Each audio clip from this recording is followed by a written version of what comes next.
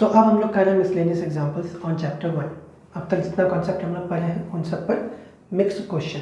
ठीक, सबसे पहला एग्जांपल है एग्जांपल नंबर 28। इसमें दो वर्ड्स दिया हुआ है अपने पास, एक है कैटरैक्ट और एक है ट्रैक्ट। प्रूव ये करना है कि इन दोनों वर्ड्स को स्पेल करने के लिए जितने भी लेटर्स का ज़रूरत है वो लेटर सेम है। ठीक है, देखिएगा 4 ही लेटर का ज़रूरत पड़ता है। ठीक है, 5 का TRACT, सॉरी 4 का ही TRAC, इसमें भी TRAC का ही ज़रूरत पड़ रहा है, तो उस बात को प्रूव करना है। ठीक है, तो हम लोग लिखेंगे we have the set of letters to spell the words tract।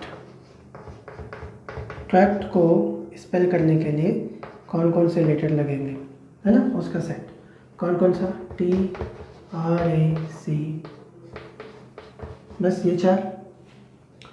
And जो कैटरैक्ट है इसको स्पेल करने के लिए भी 4 वर्ड चाहिए, CATR।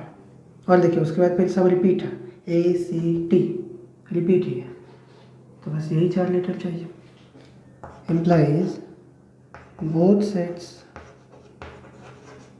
Have same letters, same elements, hence the letters required to spell these words are same।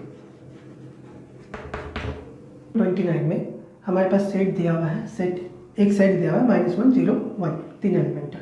इसका सारा सबसेट लिखना है, मतलब पावर सेट निकालना है। ठीक है, तो लीड कर लेते हैं कि ये सेट A है, so its subsets are, अब क्या क्या सबसेट होगा, सबसे पहला तो 5, ठीक है, उसके बाद जो सेट है वो खुद -1 0 1। उसके बाद क्या करेंगे, अलग अलग एलिमेंट्स को अलग अलग करके सेट बना लेंगे, 1 -1 0, 3 ऐसे बन गया। इसके बाद क्या करेंगे, कंबाइन करेंगे -1 को 0 के साथ, तो -1 0, उसके बाद -1 को 1 के साथ, तो -1 1। अब 0 को कंबाइन करेंगे, तो 0 को -1 के साथ करेंगे, 0 -1 लिखा हुआ है पहले से, 0 को 1 के साथ कंबाइन करते हैं, 0 हो गया। अब 1 का कॉम्बिनेशन, 1 को 0 के साथ कंबाइन करेंगे, 1 0 है अपने पास, 1 को -1 के साथ कंबाइन करेंगे, 1 -1 वो भी है अपने पास। तो और जो है सेट नहीं होगा, इतना ही सेट है। टोटल 8 सेट होगा इसमें, 1 2 3 4 5 6 7 8। अब हमारे पास एग्जाम्पल नंबर 30 है। इसमें दिया हुआ है कि A union B, A intersection B के इक्वल है। प्रूव ये करना है कि A और B आपस में इक्वल है। देखिए दो सेट कब इक्वल होगा, जब दोनों एक दूसरे का सबसेट हो। ठीक है, A B का सबसेट हो और B A का सबसेट हो, जब दोनों एक दूसरे का सबसेट होगा तो दोनों सेट इक्वल होगा। करेक्ट, ये बात को आप याद रखेंगे। इससे थ्योरी पर हम लोग सारा क्वेश्चन जो है इसमें, जब भी ऐसा क्वेश्चन हम लोग को इक्वलिटी प्रूव करने के लिए आएगा तो उसमें इसी बात का यूज़ करेंगे। ऐसे हम आपको प्रूव करके दिखा दें। देखिए एक सेट में मान लेते हैं 3 एलिमेंट है 1 2 3, दूसरे सेट में एलिमेंट है 3 2 1, दोनों सेट इक्वल है। तो अब देखिए कि क्या ये इसका सबसेट है क्या ये इसका सबसेट है, तो दोनों एक दूसरे का सबसेट है तो इक्वल है। ठीक है, ये चीज़ जो है आप याद रखेंगे। ओके,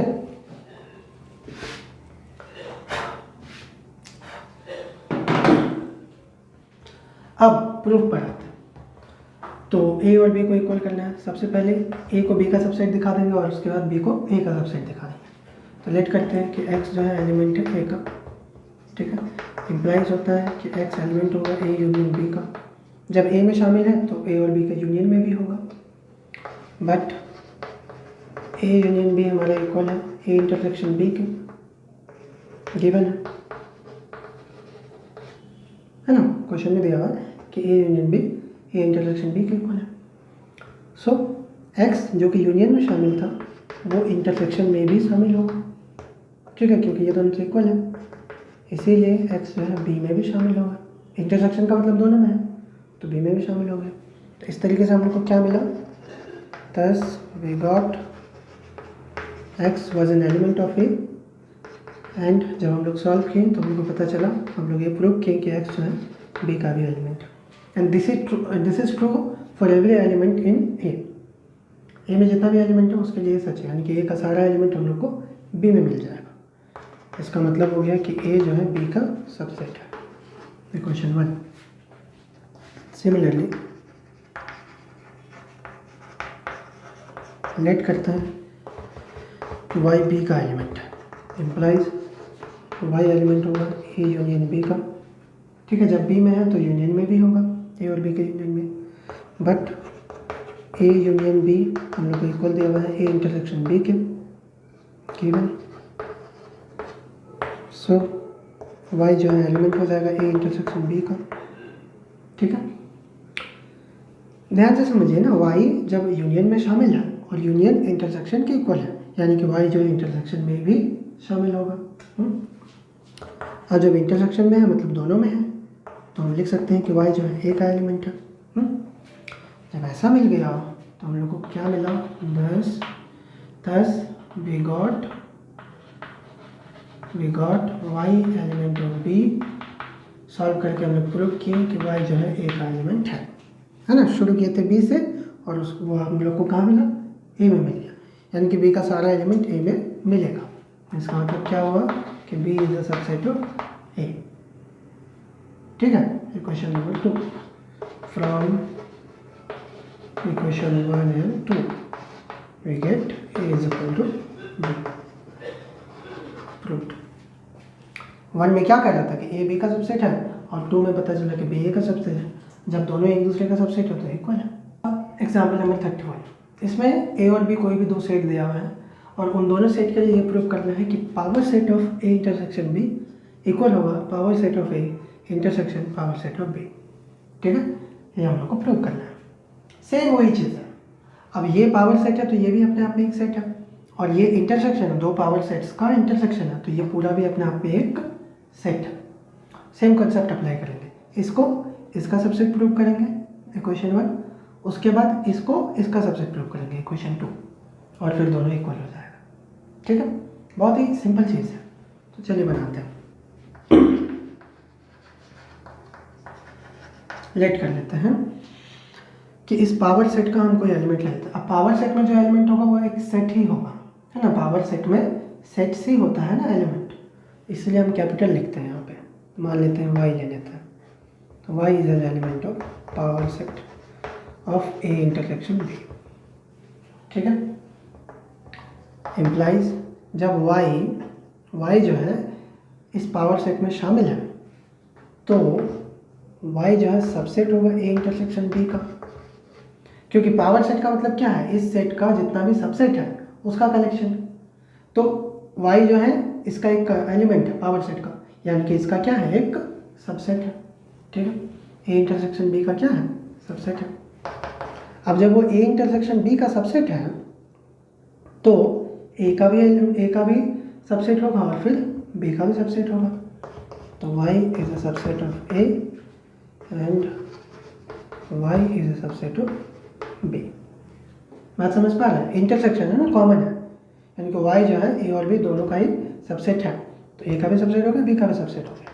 अब जब y a का सबसेट है तो क्या y जो है a के पावर सेट में शामिल होगा। जब y a का सबसेट है तो a का जब पावर सेट बनाएंगे तो y भी लिखेंगे उसमें। उसी तरीके से y b का सबसेट है तो y जो है b के पावर सेट में भी शामिल होगा, ठीक है। यानी कि y पी ए में भी शामिल है और पी बी में भी शामिल है। जब दोनों में शामिल है इसका मतलब हो गया कि दोनों के इंटरसेक्शन में वो मौजूद है ना। पी ए इंटरसेक्शन बी में भी y शामिल है, ठीक है।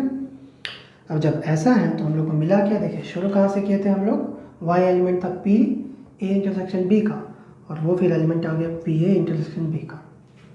Thus we got y element of P A intersection B implies y element of P A intersection P B. ठीक है, इसका मतलब क्या हो गया कि y जब दोनों ही सेट में है, इस सेट का एलिमेंट जाके इसमें मिला, मतलब ये हो गया कि ये जो सेट है इसका सबसेट है। ऐसा लिखेंगे P A intersection B is a subset of P A intersection P B. Question number 1। ठीक है, सारा कुछ समझने पर है, वीडियो को वापस से देखिए, समझिए। अब हम दूसरे पर काम करेंगे, अब इसको इसका सबसेट दिखाएंगे। ठीक है, अब क्या करेंगे, अगेन लेट कर लेते हैं, अभी x ले लेते हैं। x कोई एलिमेंट है इस सेट का, x is an element of P A intersection P B. ठीक है, तो इम्प्लाइज x जो है सबसेट होगा, x एलिमेंट होगा पी ए का भी और x एलिमेंट होगा पी बी का भी। ठीक है, जब वो इंटरसेक्शन में शामिल है तो दोनों में अलग अलग भी शामिल होगा। इससे क्या इम्प्लाई होता है कि x जो है सबसेट है a का एंड x सबसेट है b का भी। जब पावर सेट में शामिल है, a का पावर सेट में x है ना, तो a का सबसेट है तभी तो पावर सेट में आया, इसलिए x जो है a का सबसेट हो गया। जब x a का भी सबसेट है और b का भी सबसेट है, इसका मतलब क्या हो गया कि x a इंटरसेक्शन b का सबसेट है, कॉमन सबसेट है दोनों का। ठीक है, अब जब x a इंटरसेक्शन b का सबसेट है तो इसके पावर सेट में भी x शामिल होगा, है ना, power set of a intersection b। जब इसका पावर सेट बनाएंगे तो x आएगा ना, क्योंकि x इसका सबसेट है। ठीक है, तो देखिए हम लोग कहाँ से स्टार्ट किए थे, वी हैव शुरू किए थे कि x जो है एलिमेंट है P A intersection P B का, और ये हम लोग का ख़त्म कहाँ पे हुआ, x एलिमेंट प्रूव हो गया पी ए इंटरसेक्शन बी का। ठीक, यानी कि P A intersection P B का एलिमेंट हमें मिल गया पी ए इंटरसेक्शन बी में, मतलब ये इसका सबसेट हो गया। तो P A intersection P B is a subset of P A intersection B. Equation number 2। So from equation 1 and 2 हम लोग को क्या मिलता है, ये इसका सबसेट है और पहला में प्रूव कर दिए थे कि ये इसका सबसेट है। जब दोनों एक दूसरे का सबसेट है तो दोनों क्या है, इक्वल है। A intersection B is equal to P A intersection P B. खत्म। अगला क्वेश्चन है, ये नंबर पर है। एक कंपनी सर्वे किया है और वो बताया सर्वे करके कि प्रोडक्ट ए को 720 कस्टमर पसंद कर रहा है और प्रोडक्ट बी को 450 कस्टमर पसंद कर रहा है। कितने कस्टमर पर सर्वे किया गया, 1000 पे, यानी कि यूनियन जो है 1000 है। और ये बताना है कि ऐसे कितने कस्टमर हैं जो कि दोनों ही प्रोडक्ट को पसंद किया। ठीक है, वो लिस्ट लिख दिया है कि कम से कम कितना कस्टमर है जो कि दोनों प्रोडक्ट को पसंद करता है। बात वही है, उससे घबराने का कोई ज़रूरत नहीं है। ठीक है, मतलब कॉमन ही निकालना है। सो हम लोग को क्या पता करना है, ए इंटरसेक्शन बी क्या होगा ना। सेम चीज़ है, फार्मूला अप्लाई करेंगे हम लोग। क्या फार्मूला है हमारे पास, number of A union B is equal to number of A plus B minus A intersection B. Implies union पता है 1000, ए का नंबर 720, बी का नंबर 450 और एन ए इंटरसेक्शन बी। अब इन दोनों को प्लस करके इधर लेके आ जाएंगे, माइनस कर लेंगे, कितना आ जाएगा 0 5 2 7 5 4 9 सॉरी 7 4 11। ठीक है, सॉल्व करके यहाँ पे ए इंटरसेक्शन बी का जो नंबर है आ जाता है 170। एग्जाम्पल नंबर 33, इसमें दिया हुआ है कि कार ए, मतलब बहुत सारे कस्टमर हैं, उसमें से 400 कस्टमर ऐसे हैं जिसके पास कार ए है, 200 कस्टमर ऐसे हैं जिसके पास कार बी है, 50 कस्टमर ऐसे हैं जिसके पास दोनों ही कार है। ठीक है, और टोटल नंबर ऑफ कस्टमर कितना है 500, यानी कि ए और बी को मिला करके आकर 500 कारें बेचा गया है। 500 कस्टमर है मेरे पास, तो क्या ये डाटा करेक्ट है, ये पता करना है। तो आइए ना, since number of elements in A union B is equal to A plus B minus A intersection B, correct. A union B कितना दिया हुआ है 500, number of elements in A कितना दिया हुआ है 400, B में कितना दिया हुआ है 200 माइनस A इंटरसेक्शन B में 50। 500 इज इक्वल टू 600, 600 में 500 गया 550, मतलब 50 गया। तो क्या ये दोनों इक्वल है? नहीं, विच इज इनकरेक्ट, है ना। जब ये स्टेटमेंट इनकरेक्ट है इसका मतलब जो डाटा दिया हुआ है हम लोग को, the given data is incorrect, दिया हुआ डाटा गलत है। हमारे पास है एग्जाम्पल नंबर 34। इसमें दिया हुआ है कि स्पोर्ट्स के दौरान फुटबॉल में मेडल लेने वाले लोगों का संख्या 38, यानी कि 38 ऐसे लोग हैं जो कि फुटबॉल में मेडल ले रहे हैं, 15 ऐसे लोग हैं जो कि बास्केटबॉल में मेडल जीते हैं, 20 ऐसे लोग हैं जो कि क्रिकेट में मेडल पाए। उसके बाद 3 लोग ऐसे हैं जो कि तीनों ही स्पोर्ट्स में मेडल मिला है इनको, फुटबॉल में भी, बास्केटबॉल में भी, क्रिकेट में भी। और टोटल नंबर ऑफ मेडल जो है 58 है, यानी कि 58 लोगों को मेडल दिया गया है। पता क्या करना है? पता करना है कि ऐसे कितने लोग हैं जिनको कि 2-2 स्पोर्ट्स में जो है मेडल मिला है, यानी कि फुटबॉल बास्केटबॉल में मिला हो, बास्केटबॉल क्रिकेट में मिला हो, क्रिकेट फुटबॉल में मिला हो। ठीक है, तो चलिए बनाता हूँ।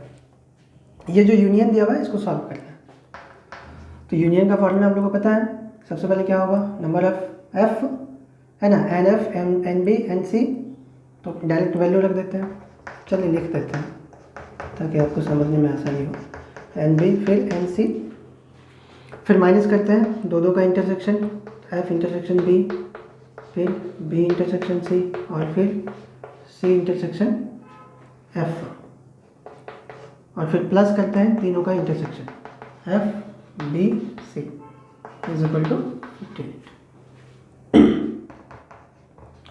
अब देखिए सबका वैल्यू रखेंगे 38, इसका वैल्यू आ गया 15, number of medals in cricket 20, minus इन तीनों से माइनस कॉमन ले लेते हैं, क्या बचेगा, सारा कुछ जो है प्लस में आ जाएगा बस, plus B intersection C plus C intersection F, plus तीनों का कॉमन 3 है इज इक्वल टू 58। ठीक है, अब क्या करेंगे,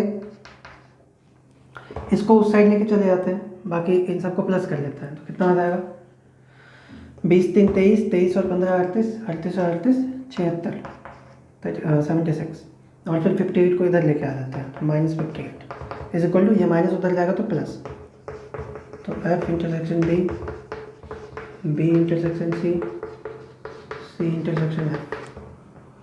ठीक है, ये माइनस करके कितना आ जाएगा 18, मतलब F intersection B, B intersection C और C intersection F is equal to 18। तो ये इक्वेशन तो अपने पास है ही। ठीक है, अब वेन डायग्राम बनाते हैं इसका हम लोग। तो ये रह गया अपने पास फुटबॉल, ये आ गया बास्केटबॉल, और ये रहा क्रिकेट। ठीक है, ए यानी कि उन लोगों का संख्या जिसको सिर्फ फुटबॉल में मेडल मिला है, बी ओनली बी, और ये हो गया सी ओनली सी में, डी हो गया जो कि इन दोनों में कॉमन है एफ और बी में, ई हो गया जो एफ और सी में कॉमन है, एफ बी और सी में कॉमन, और जी तीनों में कॉमन।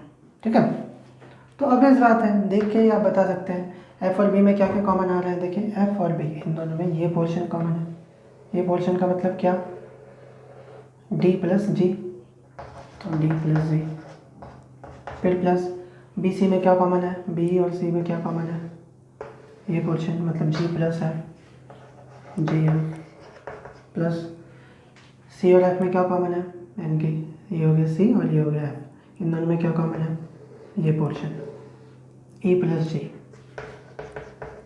Is equal to 15। अब डी एफ और ई तीनों अलग, जी जी और जी, 3G 18,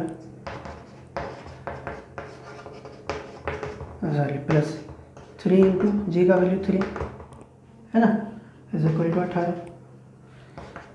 तो तो D plus F plus A equal to 3 3 9, उसको उधर लेके जाएंगे -9, तो आ जाएगा D F plus A is equal to 9।